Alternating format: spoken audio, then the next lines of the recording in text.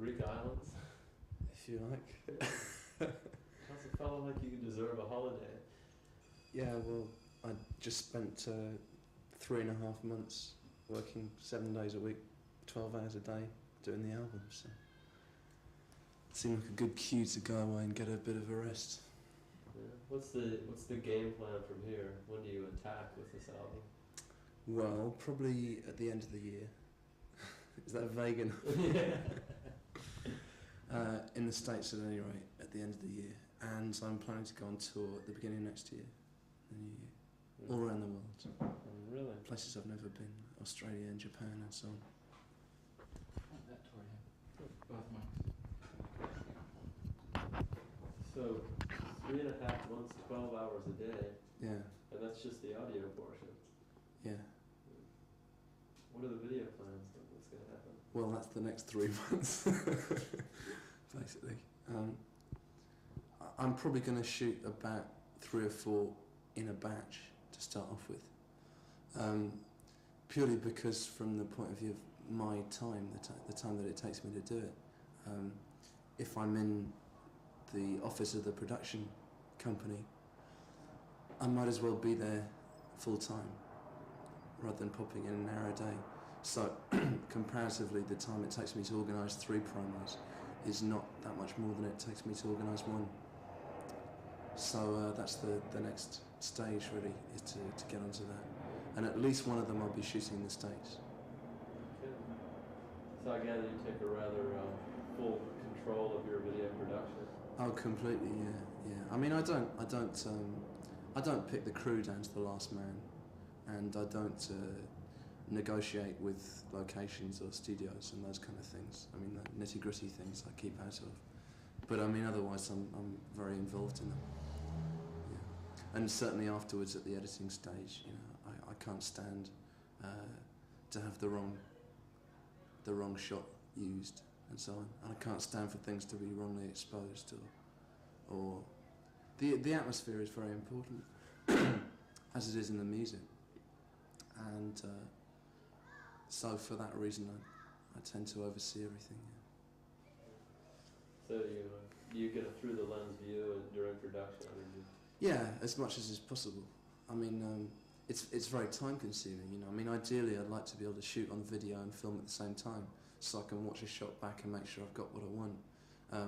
Because it's obviously quite a task to spend an hour setting up for a shot, getting the lighting right and the camera angles and the lenses and so on, and then to suddenly have to jump in there and perform, you know, and forget about this huge crew and all of the equipment and to be performing, you know, right into the lens and past it to the audience, you know, an audience of drunk Midwestern MTV watchers, you know.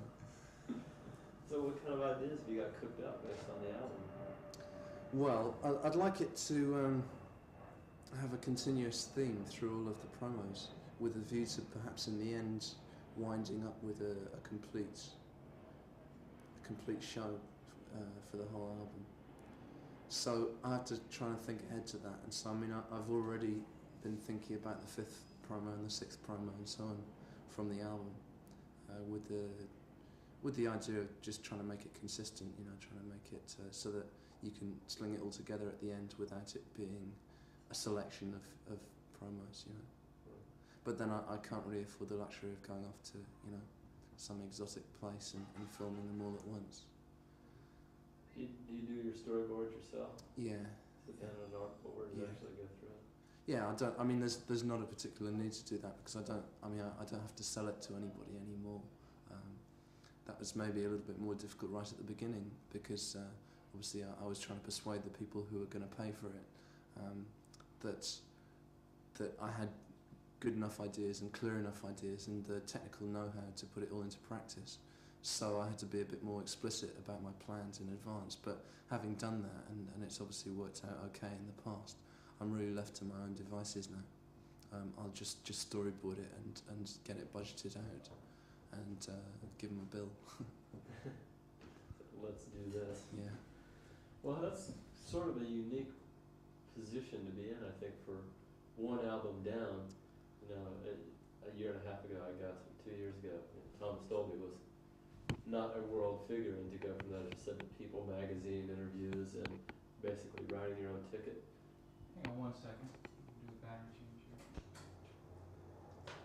Okay.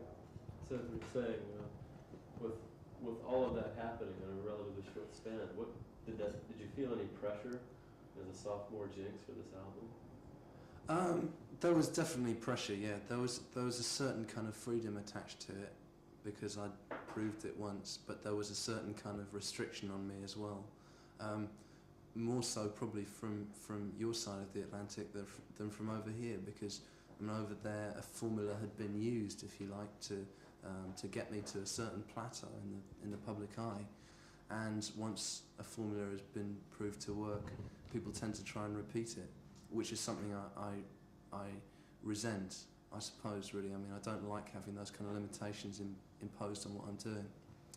So yes, there was pressure, but also I felt that I was in a good position because I didn't have that initial hump to get over of getting people to listen to the record. I mean, this time there will be, you know, a few people who will just rush out and give it the benefit of the doubt anyway.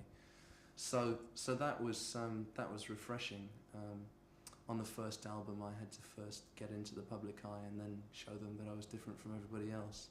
Whereas here, I think people, you know, people have got a view of what I'm doing. There's a fair amount of people who will appreciate what I'm doing, even if it steers away from what I've done before.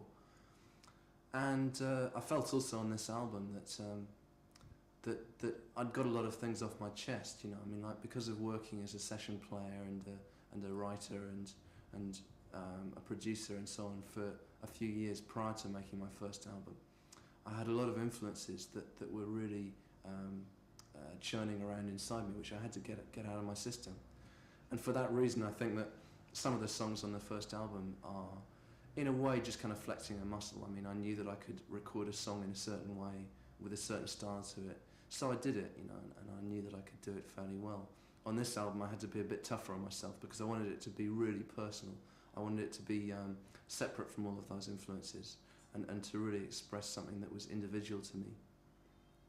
And how is this going to manifest itself? I mean, is the sound going to be 20% different, or is it going to be identifiably Thomas Dolby from the word go? You know? I think it's identifiably Thomas Dolby from the word go. I think if you heard it out of context, you might wonder, because the style is very different on some of the songs. It's a lot looser generally. I haven't tried to record the songs according to any set format.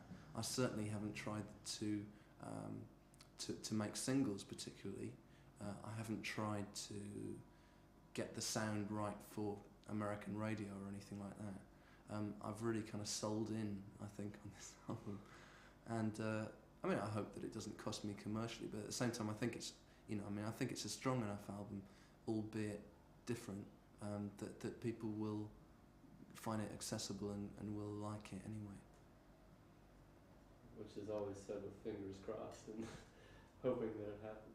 Yeah, but I mean, at the same time, I think it's more of an achievement to get a really different and really creative record into the lower reaches of the charts than it is to get a terrible record all the way to the top.